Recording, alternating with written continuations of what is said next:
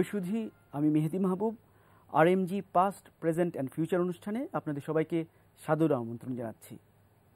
বাংলাদেশের গার্মেন্টস শিল্পের অতীত, বর্তমান ও ভবিষ্যৎ নিয়ে আলোচনা করার জন্য আমাদের মাঝে আজ উপস্থিত রয়েছেন Bangladesh garments manufacturers and exporters অ্যাসোসিয়েশনের ইমিডিয়েট পাস্ট প্রেসিডেন্ট ও ওনার্স গ্রুপের managing director mister Shafiul Islam Mohiuddin এবং Dhaka chamber of commerce and ইন্ডাস্ট্রির president mister Sabur Khan.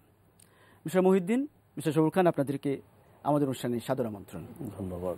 Mister Mohiuddin, যেহেতু আমরা গার্মেন্টস শিল্পের অতীত বর্তমান নিয়ে ধারাবাহিকভাবে আলোচনা করছি, তো আপনার কাছে আমাদের প্রথম প্রশ্নটি হচ্ছে, এই গার্মেন্টস শিল্প শুরু হলো কিভাবে? 80-র দশকে আমাদের কিছু সাহসী উদ্যোক্তা আমাদের বাংলাদেশের চাহিদাকে মেটানোর জন্য উর্দু রোডে যেমন জুয়েল গার্মেন্টস, আমাদের প্যারিস গার্মেন্টস, হুমায়ুন ভাই, এরা ছোট ছোট এক্সপোর্ট কয়েক হাজার ডলার এক্সপোর্ট করা শুরু করলেন। পরবর্তীতে Desh garments, Bond garments, Style Crafters, Shamsur Rahman সাহেব। অতীত ইতিহাস দেখলে এখানে অনেক রকম অ্যাম্বিগুইটিস ছিল এবং প্রতিবন্ধকতা ছিল। যেমন একটা কাস্টমসের একজন ইন্সপেক্টর সাহেব এসে দাঁড়িয়ে থাকতেন যে কখন কাপড় কাটা হবে। যেহেতু এটা ডিউটি ফ্রি, পৃথিবীতে সব জায়গায় এটা একটা ভুল ভ্রান্ত ধারণা আছে যে ডিউটি ফ্রি গুডস যেটা আসে যদি সে দেশে ব্যবহার না হয় সে দেশে এটা অ্যাপ্লিকেবল হয় না, ডিউটিটা তো চলে যায়। এই বন্ড ফেসিলিটিসকে তৎকালীন সরকারকে বুঝিয়ে আদায় করা, ব্যাক টু ব্যাক এলসি, একটা এলসির এগেনস্টে লিয়েন করে এলসি করা, এগুলো। আর আমার মনে হয় যে এই শিল্পের উন্নতির পেছনে যারা সবচেয়ে বেশি অবদান এদেশের উদ্যোক্তা, যাদের মধ্যে রেজিলিয়েন্স যেটা আছে, এই অন্তর্নিহিত শক্তির কারণেই তারা এগিয়ে গেছেন। নানা প্রতিকূলতা, প্রতিবন্ধকতার মধ্যেও ওনারা এগিয়ে গেছেন। সবচেয়ে আমি স্মরণ করতে চাই শ্রদ্ধার সাথে, এবং আমি মনে করি they are the biggest part and contributor আমাদের শ্রমিক ভাই বোনরা। আমাদের দেশের land, labour, capital and organisation, এগুলো একটি ব্যবসা করার জন্য লাগে। আপনি land price is, I think, যে ম্যানুফ্যাকচারিং বা ইন্ডাস্ট্রির জন্য is the highest in the world, one of the highest, costliest land price. ক্যাপিটালের জায়গায় দেখেন, সেখানেও অত্যন্ত কস্টলি ক্যাপিটাল। আপনি যদি 15% আপনি লোন নেন, এটা end up with 18% other service charge and this that করে। কোনোভাবেই এটা ফিজিবল। এই কথার প্রসঙ্গ ধরেই মিস্টার সবুর খান, আমি আপনার কাছ থেকে জানতে চাইব, ঢাকা চেম্বার আপনার নেতৃত্বে নতুন উদ্যোক্তা সৃষ্টির এক উদ্যোগ গ্রহণ করেছেন, যে এবং এই ব্যাপারটা আমাদের দর্শকদের সঙ্গে আপনি একটু ব্যাখ্যা করুন এবং আমাদের সঙ্গে আরও জানান যে গার্মেন্টস শিল্প কীভাবে এই নতুন উদ্যোক্তা সৃষ্টির যে উদ্যোগ ঢাকা চেম্বার নিয়েছে থেকে উপকৃত হতে পারে। 1990-এর আগে কিন্তু আমাদের ব্যবসায়িক শ্রেণী খুব ভাইব্রেন্ট ছিল না, এবং সম্ভবত আমাদের নতুন প্রজন্ম বা শিক্ষিত প্রজন্মের একটা এইমই ছিল যে তারা চাকরিতে প্রবেশ করবে। কিন্তু 90-এর পর কিন্তু ধীরে ধীরে আমরা দেখছি প্যাটার্ন চেঞ্জ হওয়া শুরু হলো। আমাদের যে ভাইব্রেন্ট যে ইয়াং জেনারেশন, তাদের একটা বড় অংশই কিন্তু ধীরে ধীরে ব্যবসাতে আসা শুরু করলো, এবং ব্যবসাতে আসা শুরু করার কারণে বাংলাদেশে এখন আমরা কিন্তু দেখি যে বাংলাদেশের একটা বড় অংশই কিন্তু ইকোনমিতে ডমিনেট করছে নতুন উদ্যোক্তারা বা ব্যবসায়ী শ্রেণী। তো এখানে আমরা ঢাকা চেম্বার থেকে আমি যখন দায়িত্ব গ্রহণ করলাম, তখন কিন্তু আমার কাছে ব্যক্তিগতভাবে মনে হয়েছে আমিও একজন মানে প্রথম জেনারেশনের উদ্যোক্তা। কারণ আমার বাবা যদিও ব্যবসা করতো, বাট আমি কিন্তু বলবো যে আমি আমার বাবার ব্যবসার প্যাটার্নে আসিনি, আমি একটা ভিন্ন প্যাটার্নে ব্যবসায় আমি এসেছি। তো সেখানে আমি যখন যাত্রা শুরু করি, তখন অনেকগুলো কিন্তু চড়াই উতরাই বা অনেক প্রতিবন্ধকতা ছিল, এবং প্রতিবন্ধকতা যেটা উনি যে বক্তব্যগুলো দিল আমি সেখানে রিপিট করছি, এই ধরনের অনেকগুলি প্রবলেম কিন্তু আমরা ফেস করেছি। তো সেই কারণে আমার কাছে মনে হয়েছে যদি আমরা নতুন উদ্যোক্তা তৈরি করতে একটা প্রক্রিয়া আমরা তৈরি করতে পারি ঢাকা চেম্বারের মাধ্যমে, তাহলে সবচেয়ে বড় সুবিধা যেটা হবে সেটা হলো যে আমাদের এই যে লক্ষ লক্ষ প্রতি বছর যে ইয়াং গ্রাজুয়েট বেরোচ্ছে, তারাও কিন্তু তখন চাকরি না খুঁজে তারা উদ্যোক্তা হওয়ার জন্যই তারা কাজ করবে। কারণ আমরা কিন্তু এখন, এটা আমাদের জন্য দুর্ভাগ্য, এখন যদি আমরা পাঠ্যসূচিতে দেখি ক্লাস 1 থেকে আরম্ভ করে আমরা দেশে একাদশ দ্বাদশ শ্রেণীতে যাই, এইম ইন লাইফ এখনো কিন্তু লিখে আমি ডাক্তার হতে চাই, আমি ইঞ্জিনিয়ার হতে চাই, বাট আমরা কিন্তু ফাইট করতেছি নো, এইম ইন লাইফ হবে আমি উদ্যোক্তা হতে চাই। তাহলে হবে কি ক্লাস 1, 2, 5, 6 থেকে তার ভিতরে একটা মানসিকতা জন্ম নিবে যে আমি উদ্যোক্তা হওয়ার জন্য আমাকে কি করতে হবে। সে কেস স্টাডি পড়বে, সে মহিউদ্দিন ভাই লাইফস্টাইল পড়বে, সে অনেক সাকসেসফুল উদ্যোক্তার লাইফস্টাইল নিয়ে সে কাজ করবে, এনাদের সাথে সে কথা বলবে, আলোচনা করবে, বিভিন্ন জায়গায় গল্পের আড্ডাস্থলে ওনাদেরকে নিয়ে যাবে উদ্যোগ, কিন্তু সেটা আমাদের দেশে হয়নি। তো সেই কারণে আমরা মনে করেছি যে এই নতুন 2000 উদ্যোক্তার প্রাথমিক পর্যায়ে যে ওয়ার্কশপগুলো আমরা ইতিমধ্যে অর্গানাইজ করে আসি, সেখানে কিন্তু আমরা লক্ষ্য করছি, আনন্দের সাথে বলবো, একটা বড় অংশ কিন্তু গার্মেন্টস ইন্ডাস্ট্রিতে আসতে চাচ্ছে। এবং ওয়ান অফ দ্য বিউটি হচ্ছে এদের একটা বড় অংশই কিন্তু আসতে যাচ্ছে গার্মেন্টসের যে প্রোডাক্টগুলি তৈরি হচ্ছে এগুলোকে ব্র্যান্ডিং করে লোকাল এবং আন্তর্জাতিক বাজারে কি যেভাবে নতুন কিছু চিন্তা করে that's a very good sign. কারণ আমি বলবো যে বাংলাদেশ কিন্তু গার্মেন্টস ইন্ডাস্ট্রিতে এত ভালো একটা অবস্থানে পৌঁছেছে যে আসলে হয়তো বা 2-1টি দুর্ঘটনা মাঝে মধ্যে আমাদেরকে almost বিব্রত অবস্থায় ফেলে, but at the same time we must have to think it that the industry is very big industry, lot of successful entrepreneurs now standing, lot of the international brand is coming. এখন সারা পৃথিবীর ব্র্যান্ডগুলো কেন আসছে? তো সেই কারণে আমি মনে করি নতুন উদ্যোক্তাদের একটা বড় অংশই কিন্তু এখন মনে করে তারা বাংলাদেশে যে প্রোডাক্টগুলো ইতিমধ্যে তৈরি হচ্ছে সেগুলোকে স্থানীয়ভাবে কিভাবে একটা ব্র্যান্ডিং করে ওই ব্র্যান্ডটাকে যদি আমরা আন্তর্জাতিক বাজারে ইন করতে পারি, তাহলে আমাদেরকে কিন্তু বিদেশি অনেক বড় বড় ব্র্যান্ডের দিকে মুখাপেক্ষি না হয়েও কিন্তু আমরা নিজেরা দাঁড়িয়ে আসতে পারি। তাজরিন ফ্যাশনস এবং রানা প্লাজা ধস নিঃসন্দেহে একটা দুঃখজনক ঘটনা। এই দুইটি ঘটনাকে আপনি কিভাবে দেখছেন? এই জিনিসটা আমাদেরকে দুটো দিক আছে এটা আমাদেরকে চোখে আঙ্গুল দিয়ে দেখিয়েছে যে এ ধরনের ঘটনা যদি ঘটতে থাকে তাহলে কোনো অবস্থাতেই আমাদের কোনো এই শিল্পকে সাস্টেনেবল করা যাবে না। আমরা it is not any more a new industry. এটার বয়স এখন 30 বছর হয়েছে, এটা একটা পরিণত শিল্প। হ্যাঁ, এটা হিস্ট্রি যদি আপনি পেছন থেকে আসেন, অনেক আইন অমান্য করার প্রবণতা এটা আমাদের জাতীয়ভাবে আছে, এটা আমরাও সেটার একটা অংশ। সেই দায় নিয়েই আমি বলতে চাই যে আমাদেরও এইভাবে শিল্পায়ন, এটা কিন্তু দেশের সামগ্রিক অবস্থার একটি অংশ এটা। কিন্তু আনফর্চুনেটলি এখানে কেয়ারলেসনেস আছে, অনেক কিছু যেগুলোকে কনসিডারেশন অ্যান্ড কগনিজেন্সে নিয়ে সরকার এবং ইন্ডাস্ট্রি সকলে একসাথে কাজ করেই কিন্তু দেখেন আইনের শাসন কিন্তু প্রতিষ্ঠা হচ্ছে। সেখানে বিল্ডিংয়ের মালিককে জেলে যেতে হয়েছে এবং আমরা আশা করব যে এটা যদি দোষী সাব্যস্ত হন এবং যথাযথ এটা গার্মেন্টসের মালিককে জেলে যেতে হয়েছে এবং সকলেই। এবং সেফটিটা আজকে এমন একটা ইস্যুতে দাঁড়িয়েছে, শুধু তাজরিন বা রানা প্লাজা বলে না, আপনি দেখেন তুনহাই গার্মেন্টসে আমাদের ওনার একজন মারা গেলেন, বাংলাদেশে ডিরেক্টর, আমাদের রানিং বোর্ডের একজন ডিরেক্টর মারা গিয়েছেন। কারণ এগুলো এত ডেঞ্জারাস। আমরা যে কার্বন মনোক্সাইড, যেটা আপনার ম্যানমেড ফাইবার নিয়ে যখন আমরা কাজ করি তখন যে সেটা আগুন লাগলে যে সালফার এবং কার্বন মনোক্সাইডের জন্ম হয়, এগুলো ট্রেনিং কিন্তু আমরা প্রতিনিয়ত দিচ্ছি। Maybe it is not অ্যাডেকুয়েট or good enough for train everyone, but আমরা এটা করে যাচ্ছি, কিন্তু বিজিএমইর থেকে করছি।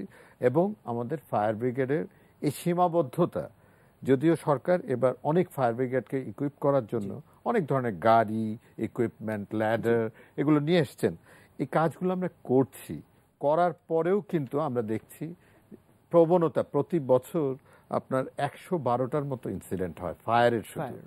তারপরে আপনি দেখেন প্রতি বছর আমার 2007, 8, 9 আপনি যদি দেখেন একজনও মারা যায় না। এটা কেন যায়নি? আমার ফ্যাক্টরিতে আগুন লেগেছে, তারা সুন্দরভাবে ড্রিল করেছে, তারা এখানে অনেক ব্যাপার থাকে ইনডেপথে আপনি যদি যান। যেমন যে লোকটাকে আমি ট্রেন করেছি সেই লোকটা পালিয়েছে সবার আগে, তার ভয়ের ব্যাপারে এখানে কাজ করে।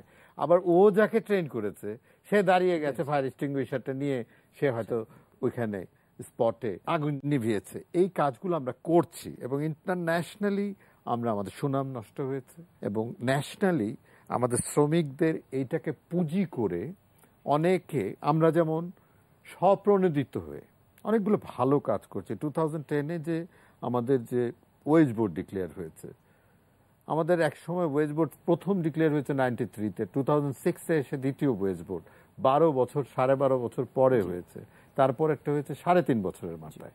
আমরা এখন সরকারকে বলছি যে আপনারা প্রতি বছর ওয়েজ আমাদের করেন, রিভিউ করেন, আমরা তাহলে জানবো যে আমাদের শ্রমিককে কত দিতে হবে।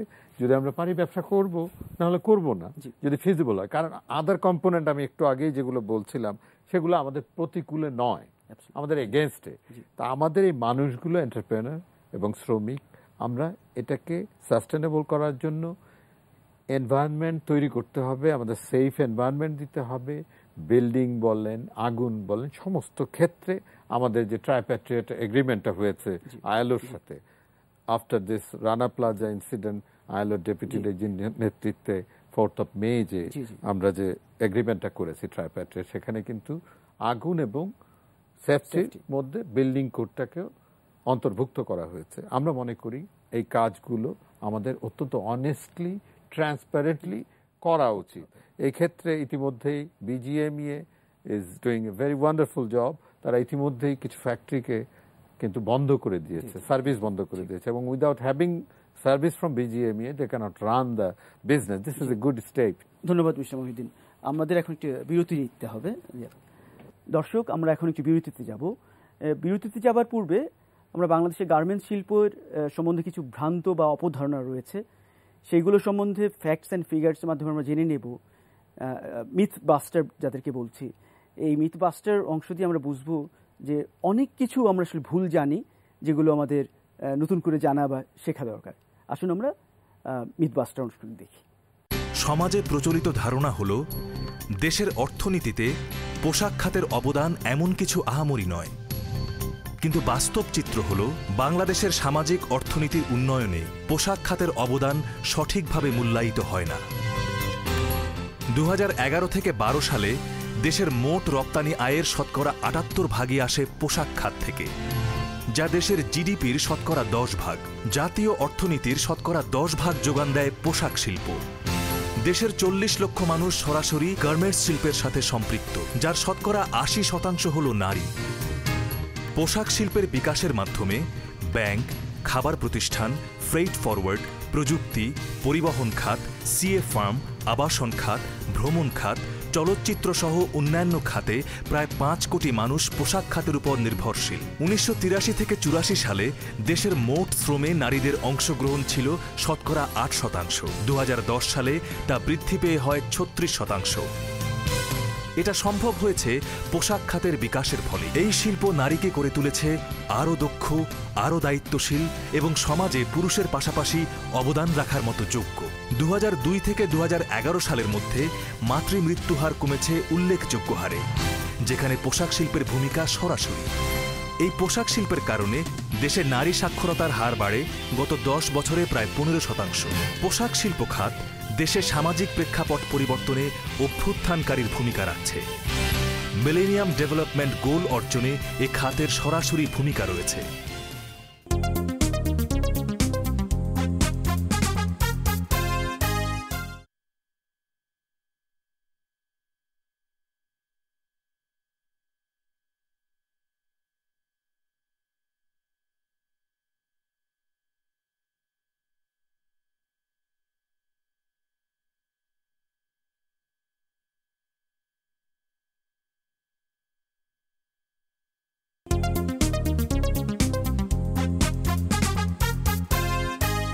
বিরতির পর আবার আপনাদের সবাইকে আমন্ত্রণ জানাচ্ছি RMG past, present and future অনুষ্ঠানে।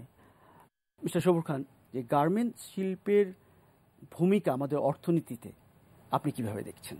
না, নিঃসন্দেহে বাংলাদেশের অর্থনীতিতে গার্মেন্টস এবং আমাদের যে ফরেন এক্সপাট্রিয়েট যারা, তাদেরকে আমরা এনআরবি হিসেবে বলে থাকি, এই দুটো সেক্টর কিন্তু খুব আনবিলিভেবল ডোমিনেট করছে। এবং সবচেয়ে বড় কথা হলো যে গার্মেন্টস সেক্টর বাংলাদেশের সবচেয়ে বড় কন্ট্রিবিউশন যেটা রেখে যাচ্ছে সেটা হলো যে একটা বিশাল জনগোষ্ঠীকে তারা কর্মসংস্থানের যে বন্দোবস্ত করেছে, এবং তার মাধ্যমে কি হচ্ছে গ্রামে গঞ্জে এবং প্রত্যেকটা তৃণমূল পর্যায়ে কিন্তু আমরা এর কিন্তু এফেক্টটা আমরা লক্ষ্য করতে পেরেছি। পাশাপাশি হচ্ছে কি আজ থেকে বিগত 15 বছর 10 বছর আগে কিন্তু গার্মেন্টসের বিভিন্ন যে ভ্যালু এডেড যে সার্ভিসগুলো ছিল, অ্যাক্সেসরিজ বলি, তার সাথে অলট অফ হাজারো কমপ্লায়েন্স, বিভিন্ন রকমের কিন্তু সাপোর্টিং ইন্ডাস্ট্রিগুলো কিন্তু সবকিছু কিন্তু আমাদের ডিপেন্ডেন্ট ছিল বাইরের উপরে। বাট এখন ধীরে ধীরে কি হচ্ছে, তার অলমোস্ট মেজরিটি কিন্তু কমপ্লায়েন্স লোকালি বা মেজরিটি সাপোর্ট তারা লোকাল থেকে দিচ্ছে। তার মানে কি শুধু কাল গার্মেন্টস না, এর সাথে কিন্তু হাজার হাজার শিল্প কিন্তু জড়িত, যেটা আমরা অনেকেই জানি না। সুতরাং গার্মেন্টস শিল্পের যে ইম্প্যাক্টটা সেটা কিন্তু কোনোভাবেই আমাদের আঘাত করা যাবে না। এবং সবকিছু মিলিয়ে আমি মনে করি বাংলাদেশের কিন্তু সমস্ত শ্রেণী, বাংলাদেশের বিরোধী দল, সরকারি দল, সবার ভিতরে এই রেসপেক্টটুকু আছে যে গার্মেন্টস শিল্পকে যে কোনোভাবে টিকিয়ে রাখতে হবে। কারণ আমাদের আজকে যে শ্রমিকগুলো আছে, যে নারী শ্রমিকরা আমরা দেখতে পাচ্ছি, একটা সময় কি দুরূহ অবস্থা ছিল, রাস্তাঘাটে সব জায়গায় আমরা কিন্তু একটা অস্বাস্থ্যকর পরিবেশ আমরা দেখেছি, বাট এখন কিন্তু সেই একই লোককে আমরা দেখতে পাই তারা ইকোনমিতে ডমিনেট করছে। আজকে আমাদের ইকোনমিতে 1,36,000 কোটি টাকা রাজস্ব আদায়ের লক্ষ্যমাত্রা নির্ধারণ করা হয়েছে, কোথা থেকে আসবে? সেখানে কিন্তু আমি মনে করি গার্মেন্টস শ্রমিকদের একটা বিরাট কন্ট্রিবিউশন আছে, সবার যেই স্যালারিটা তারা পাচ্ছে সেই স্যালারি পুরোটা দিয়েই কিন্তু তারা ইকোনমিতে কন্ট্রিবিউট করে। আমি আলোচনার এই পর্যায়ে আমি অন্য একটি প্রসঙ্গ আনতে চাই মিস্টার মহিউদ্দিন আপনার কাছে, যে আমরা যতটুকু জানি যে বিজিএমইএ ইন প্রিন্সিপাল ইপিজেড সমূহের বাইরে গার্মেন্টস শিল্পে বিদেশি বিনিয়োগ বিরোধী, মানে বাংলাদেশের যে প্রাইভেট এবং পাবলিক ইপিজেডগুলো রয়েছে রপ্তানি প্রক্রিয়া অঞ্চল, এই সমস্ত জায়গার বাইরে আপনারা গার্মেন্টস শিল্প স্থাপনের বিরোধী কেন? আমাদের দেশের আমরা একটা লেভেল প্লেইং ফিল্ড চাই। আমরা কম্পিট করতে কোনো বিদেশি উদ্যোক্তাদের সাথে ভীতও নই, এবং বাই দিস টাইম ওই এক্সপার্টিসটা আমরা কিন্তু প্রথমে লোয়ার এন্ড করতাম, এখনও লোয়ার এন্ড করি, এবং আমরা কিন্তু mid and higher mid end পর্যন্ত চলে গেছি। কিন্তু ইতিমধ্যে আপনি এখন বাংলাদেশে অনেক নামি দামি মিড এন্ডের ব্র্যান্ড, যেমন আপনি গ্যাপ বলেন, মার্কস অ্যান্ড স্পেন্সার বলেন, এগুলো কিন্তু হুগো বসের মতো, এবার কম্বি অ্যান্ড ফিচ বলেন, এরা আছে, ক্যালভিন ক্লাইন, এরা এসছে। কম্পিট করার ক্ষেত্রে আপনি একটা লেভেল প্লেইং ফিল্ড লাগে। আমাদের প্রবলেমটা কোথায়? আমরা কিন্তু এখনো 30 বছর হয়ে গেছে যে দেশে আপনি যদি কম্পেয়ার করেন চায়নার সাথে, চায়না ইজ নাম্বার 1, চায়নার সাথে আপনি ম্যাকেনজি রিপোর্টেই দেখবেন যে তাদের এফিসিয়েন্সি লেভেল 75 to 76, আমাদের যদি চায়না যদি 100 হয় আমরা 75, তাহলে আপনি 25% এখানে পিছিয়ে আছেন। তাহলে আমরা কথায় কথায় যে বলি যে সস্তা শ্রমিক, আপনি যদি এই এফিসিয়েন্সিটাকে অ্যাড করেন সাথে, তাহলে এটারও তো একটা ভ্যালু আছে। আমরা বলি যে কম্পিটিটিভ শ্রমিক, ওরা যে ক্যাপিটালটা নিয়ে এখানে ইনভেস্টমেন্টটা করে, সেই ইনভেস্টমেন্টটা ফরেন উদ্যোক্তা 3 থেকে 4-5% মধ্যে তারা ক্যাপিটাল নিয়ে আসছে। আমি এইখানে ব্যাংকে একটু আগে বললাম যে আমি I am end up with 18%, তাহলে আমি যদি এখানে 12-14% পেছনে চলে যাই, how M I going to compete? আমার মনে হয় যে বাংলাদেশের প্রেক্ষাপটে যেটা আমরা এই যে 2000 উদ্যোক্তা আমি একটু ব্যাক করি, যে এখানে কিন্তু আমাদের ওয়ান অফ দ্য টার্গেট হচ্ছে, আপনি জানেন যে বাংলাদেশ ব্যাংক কিন্তু একটা ইকুইটি এন্টারপ্রেনারশিপ ফান্ড তৈরি করেছে, বাট দুর্ভাগ্য হলো সত্য সেখানে নতুন উদ্যোক্তারা খুব বেশি অপরচুনিটি নিতে পারে না। সুতরাং আমরা আশা করি যে এই উনি মহিউদ্দিন ভাই যে কথাগুলো বললো যে নতুন উদ্যোক্তাদের কিন্তু কিছুটা ব্রেদিং স্পেস দিতে হবে। তো সেই কারণে আমরা বলেছি যে নতুন উদ্যোক্তাদেরকে কিন্তু আলটিমেটলি ইকুইটি এন্টারপ্রেনারশিপ ফান্ডটা থেকেও কিছু কিছু ফান্ড দেওয়া যেতে পারে, যেটা বাংলাদেশ ব্যাংকের গভর্নর নীতিগতভাবে সম্মত হয়েছে। লেটস সি, আমরা হোপফুল। আজকে আমরা যেমন হয়তো যে এই যে আমরা বাউশিয়ায় যে 530 একর, 530 একরের যে উদ্যোগ, এটা কি আসলে এই প্রেক্ষাপটে এখন কিন্তু তারা গতি পেয়েছে, তাই না? এবং এত বেশি গতি পাচ্ছে, এবং আমরা আশাবাদী যেটা খুব দ্রুতই কিন্তু সেখানে কাজ শুরু করা সম্ভব, এবং একইভাবে ওইটাকে আবার একটা মডেল হিসাবে কিন্তু আন্তর্জাতিক বাজারে তুলে ধরা সম্ভব হবে। এটা যেমন প্রধানমন্ত্রী নিজে উদ্যোগ নিয়েছেন, আমরা জিনিসটা বুঝিয়েছি ওনাকে যে ইট ইজ নেসেসারি। আজকে যদি এরকম ক্লাস্টার জোন না করতে পারি, ছোট ছোট ছোট ছোট একটা যখন হয়ে যাবে, এই যে রেড টেপটাকে ভেঙে ফেলা, এই পর্যন্ত বহুবার উদ্যোগ নেওয়া হয়েছে, কখনোই হয় না। এই ক্ষেত্রে আমরা যে ধরুন আমরা ইপিজেড গুলো যেরকম হয়েছিল, চিটাং ইপিজেড হলো, ঢাকা ইপিজেড, দুটো সাকসেস হওয়ার পর নতুন নতুন ইপিজেড এসেছে। ঠিক আমরা মনে করব যে জমিগুলো কিনে নেব, জি জি, আমরা রিকুইজিশন করে, হয় কি আপনি আজকে বাংলাদেশের এই বাস্তবতাগুলো আমাদের মানতে হবে। আপনি একটা ইন্ডাস্ট্রি করতে যাবেন, আপনার 5 বিঘা জমি, ওইটা আপনার ওর কিছু অংশ আপনার 3 বার কিনতে হবে। এই বাস্তবতাগুলো কিন্তু আমাদের রয়েই গেছে, সেইগুলোকে অপসারণ করতে হলে আপনি একটু আগে, আমি শুধু আপনার কাছে একটু সময় চেয়ে নেব, সেটা হলো আপনি যে বিদেশি উদ্যোক্তার কথা বললেন, অ্যাট দ্য সেম টাইম আজকে কিন্তু সময় এসেছে আমাদের উদ্যোক্তাদেরকেও বিদেশে ইনভেস্টমেন্ট করার এবং মানি ট্রান্সফার করার। আমার যে হোয়াইট মানি আছে সেটাকে নিয়ে বিদেশে ইনভেস্টমেন্ট করার সুযোগ, আজকে আফ্রিকাতে সুযোগ সৃষ্টি হয়েছে, আজকে বিভিন্ন দেশে বিভিন্ন কন্টিনেন্টে আমার অপরচুনিটি। আমি বিজনেসম্যান, আমি কিন্তু গ্লোবালি আমিও ইনভেস্টমেন্ট করার রাইট রাখি, তা আমাকে ওই ইনভেস্টমেন্টের সুযোগটা কেন বঞ্চিত করে আপনি বিদেশিকে এখানে ইনভেস্টমেন্ট করতে দেবেন? ধন্যবাদ মিস্টার মহিউদ্দিন, ধন্যবাদ মিস্টার সবুর, আপনাদেরকে অসংখ্য ধন্যবাদ। দর্শক, আমরা অনুষ্ঠান শেষ করছি। অনুষ্ঠান শেষ করার আগে আমরা এখন একটি দেখে নেব বাংলাদেশের একটি গার্মেন্টস শিল্পের উপর একটি প্রতিবেদন। কলম্বিয়া গার্মেন্টস লিমিটেড, এটা অ্যাকচুয়ালি এমএনজে গ্রুপ অফ কোম্পানির একটা সিস্টার কনসার্ন ফ্যাক্টরি। আমাদের অনেকগুলি ফ্যাক্টরির মধ্যে কলম্বিয়া গার্মেন্টসকে আমরা মাদার ফ্যাক্টরি বলে থাকি, বিকজ এটি সব থেকে পুরনো ফ্যাক্টরি। এটার বয়স হচ্ছে প্রায় 12 থেকে 13 বছর। দোতলা বিল্ডিং, এবং এটা অত্যন্ত ফ্ল্যাট একটা বিল্ডিং হিসাবে পরিচিত, এবং সেই আমলে এই ধরনের বিল্ডিং অ্যাকচুয়ালি খুব কমই কনস্ট্রাক্টেড হয়েছে বাংলাদেশে। আমরা দেখতে পাচ্ছি যে এখনকার গার্মেন্টস প্রেক্ষাপটে আমাদের বিল্ডিং সেফটি এবং ফায়ার সেফটি এই দুটো বিষয় অত্যন্ত গুরুত্ব পাচ্ছে। তো সেদিক দিয়ে বিবেচনা করলে এখন আমরা বিভিন্ন ধরনের গবেষণা থেকে আমরা পাচ্ছি যে আমার যদি ফায়ার প্রিকশন বা বিল্ডিংয়ের প্রিকশনটাকে কনসিডার করতে হয় তাহলে বিল্ডিংয়ের কনস্ট্রাকশন থেকে আমাদেরকে শুরু করতে হবে। বাংলাদেশ লেবার লতে যেভাবে বলা হয়েছে যে একটা বিল্ডিংয়ের চতুর্দিকে কি পরিমাণ জায়গা খোলা থাকবে, সামনে ফায়ার অ্যাসেম্বলি পয়েন্টে লোক দাঁড়ানোর জায়গা থাকবে, কিভাবে থাকবে, বিল্ডিংয়ে বলা আছে যে মিনিমাম 2টো এক্সিট সিঁড়ি থাকবে, কিন্তু সেক্ষেত্রে দেখা যাচ্ছে যে কলম্বিয়া গার্মেন্টসে এই টোটাল বিল্ডিংয়ে 5টি সিঁড়ি দোতলা থেকে নিচের দিকে নেমে আসে।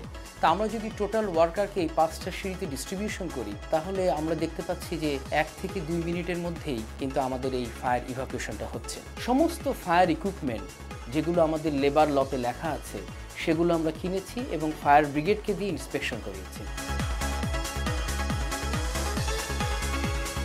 ফায়ার ব্রিগেডে প্রায় 30 বছরের চাকরি করার অভিজ্ঞতা সম্পন্ন একজন অত্যন্ত এফিশিয়েন্ট একজন ফায়ার অফিসার আমাদের এখানে ফায়ার অফিসার হিসাবে আছেন। আমাদের এখানে 500-র মতন ওয়ার্কার আছে যাদের fire service and civil defence থেকে প্রশিক্ষণ দেওয়া আছে এবং তাদের প্রত্যেককেই fire service and civil defence থেকে সার্টিফিকেট দেওয়া আছে। এখানে আমাদের একটা ফায়ার কন্ট্রোল প্যানেল বোর্ড আছে। এই প্যানেল বোর্ড থেকে দেখেই আমরা নিয়ন্ত্রণ করি যে কোথায় কোন দুর্ঘটনা ঘটলো এবং এখানে স্মোক ডিটেক্টরের লাইন আছে। আগুন নির্বাপনের জন্য আলাদাভাবে 1 লাখ গ্যালনের একটা পানির ট্যাঙ্কি আছে যা দিয়ে আমরা আগুন কিংবা দুর্ঘটনা ঘটলে আমরা নিয়ন্ত্রণ করতে পারি আমাদের পাম্প দিয়ে। এছাড়া আমাদের এখানে একটা কলম্বিয়া ওয়াশিং প্ল্যান্ট আমাদের কলম্বিয়া গার্মেন্টসের সাথে এই কমপ্লেক্সে আছে এবং এটা বলতে আসলে খুব ভালো লাগছে যে আমাদের যে কলম্বিয়া ওয়াশিং প্ল্যান্টের যে ইটিপি এটা কিন্তু it is one of the pioneer ETP in Bangladesh. আমাদের একটা টেস্টিং ল্যাব আছে which has been approved by environment department.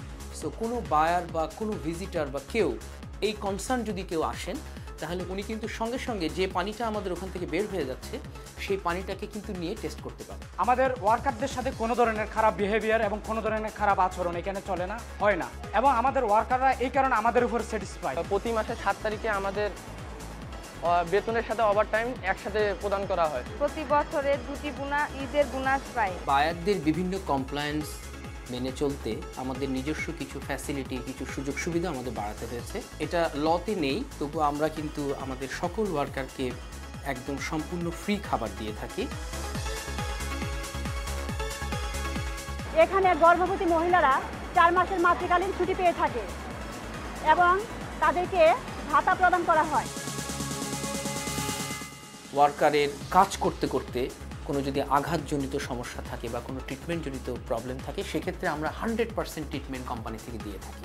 আমাদের এখানে একটি চাইল্ড কেয়ার রুম আছে যেটার জন্য আমরা H&M থেকে অ্যাওয়ার্ড পেয়েছি।